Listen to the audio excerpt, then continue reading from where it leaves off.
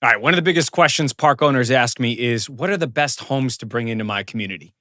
The truth is, the wrong homes can create nonstop headaches, while the right homes can increase stability, improve collections, and raise the mobile home park's long term value. This is a make or break strategy to improve the value of your mobile home park. So today, let's break down the smartest options for filling your vacant lots in your mobile home park. By the end of this video, you're going to understand the types of homes that typically perform well in mobile home communities. You're going to learn which homes create stability.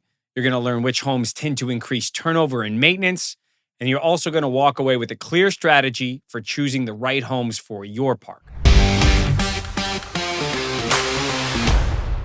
So the best mobile homes for your park are going to be the ones that attract responsible long-term residents that require the least amount of operational oversight. You're not just filling vacancy, you're setting the tone for the entire community. So the goal is simple. Bring in homes that support stability, affordability, and pride of ownership. So owners usually consider three types of homes: older used mobile homes, lower cost, faster to infill, but they require more repairs. Newer used homes or refurbished homes. These are a balance between affordability and quality. These are strong for many mobile home parks that don't have residents that have high incomes. And then lastly, new manufactured homes coming straight from the factory. These are higher upfront costs, but they're cleaner in the presentation, they attract long-term residents, and they're the highest quality product in mobile home parks. Each category can work, but it depends on your market and your strategy. So here are some common mistakes owners make. Buying these cheap used mobile homes that turn out to be inexpensive, but very expensive on the renovation projects. You can bring in homes that require $10,000, $20,000, $30,000 in remodel, and you're not even going to get $20,000 for the home. So I'm very cautious about buying older rehab units and improving them where you might end up buying a money pit and never getting your money out of it. Plus, they attract lower quality residents because these homes are on their way out. Sometimes it's better to demolish them and start over and get a higher quality used home or a brand new home. Next mistake is bringing in units that don't fit the park size requirements. If a home is too small, it's only a one bedroom, you might not attract that many residents. Or if it's too big, the setbacks won't allow you to put that home in the lot and it won't fit. A mistake also is not matching the quality to the neighborhood expectations. An old used home around brand new homes is going to drive down the price of all the homes around it. A mistake is also installing homes that exceed the local tenant base can afford. If tenants don't have the income and can't afford a nice brand new home, then you probably don't want to put them in the park. Also, a mistake is bringing in homes that can't be financed. Unless you're willing to finance the buyer and there's no available financing options, it's going to be difficult to sell those homes to a qualified buyer. And you'll be stuck with a vacant home sitting on a lot that's not improving the value of the park. These mistakes can increase turnover, they can reduce collections, and can be very frustrating to the community owner and the community residents. So if I were filling lots in the mobile home park today, here's exactly how I would do it. One, I want to match the home size to the lot size. There needs to be decent sized yards. The setbacks need to comply with the local regulation.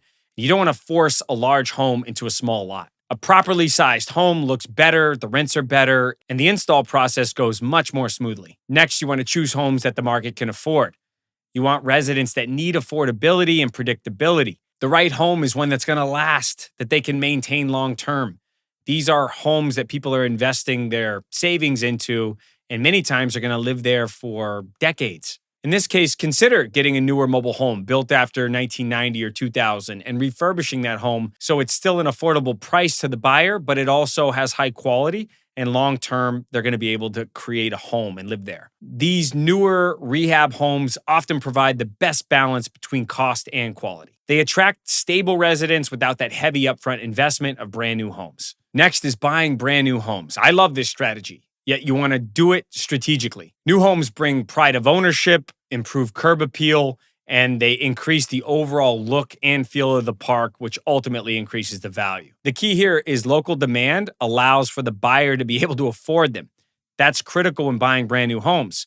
In many of the mobile home parks I own in New England or in the Northeast, the incomes in the area are higher and the cost of housing is very expensive, typically $400,000 or $500,000 as a median single-family home. So buying a mobile home for $200,000 to $300,000 is not out of the question, and it's actually pretty common. Yet other markets that I bought in, like Toledo, Ohio, have single-family homes that are priced at under $150,000 So selling a mobile home for $100,000 is very hard to do because buyers have other options and they'd prefer to be in a single family home.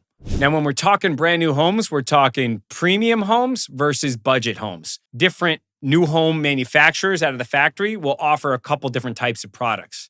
Some of the premium home manufacturers are Clayton, Skyline, Titan Homes. They have a high quality product that buyers like, but they're going to be expensive, so you're going to need to charge a premium price for the home. These homes are built with higher quality materials and the frame structurally is better. And this is going to cost more, but it's also going to hold up long term when a buyer buys the home. Now, other manufacturers like Adventure Homes and True Homes, they'll offer a budget home, but they're made with lower quality materials and they can't handle wear and tear as well. And also, these types of homes are limited on the types of models or the sizing that they have. When buying brand new homes, I highly suggest a 16 wide single wide. No one likes to live in a 12 or 14 wide home anymore. A 16 foot wide is the widest single wide mobile home park you can have in a mobile home park because that's the constraint of the highway of transporting the home is 16 feet. The length of the home would be 60, 68, or 76 long.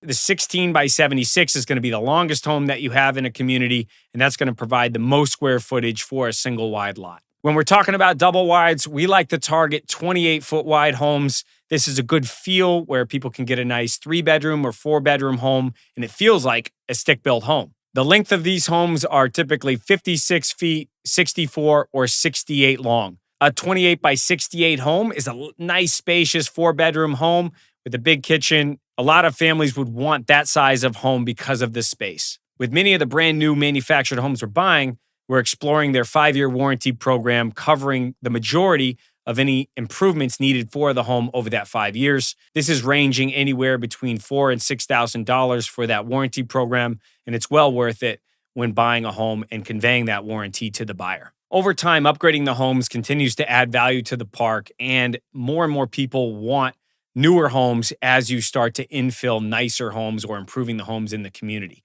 This obviously supports higher valuations for the community, and it attracts a high-quality tenant base.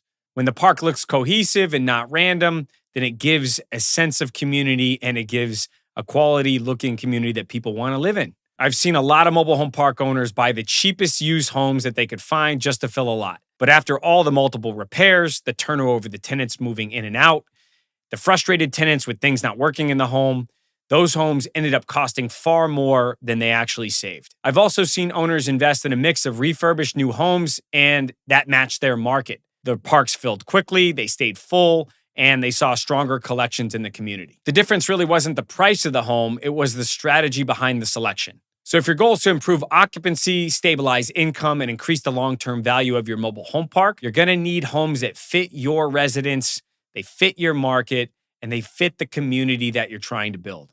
The right homes are going to attract the right people build a strong community, and a strong community builds real value on your exit price. This is how you can turn vacant lots into long-term wealth. So wrapping it up, the best homes for your mobile home park are the ones that support stability. Homes that are going to fit the size of your lots. Homes that the market can actually afford. Homes that elevate the look and the feel of the community. When you choose intentionally, your operations are going to get a lot easier and your park becomes more valuable. So if you're thinking about filling the lots in your mobile home park or you're planning a long-term exit, reach out here at Patriot to our head of manufactured housing. We'll review your goals. We'll walk through your different options, give you some home prices or at least home manufacturers, and also give you an offer on the park and let you know exactly what it's worth today or potentially model out what it'll be worth in the future. There's no pressure to sell. It's just clarity and the support you need to make the right moves to end up getting to where you want to go with your goals.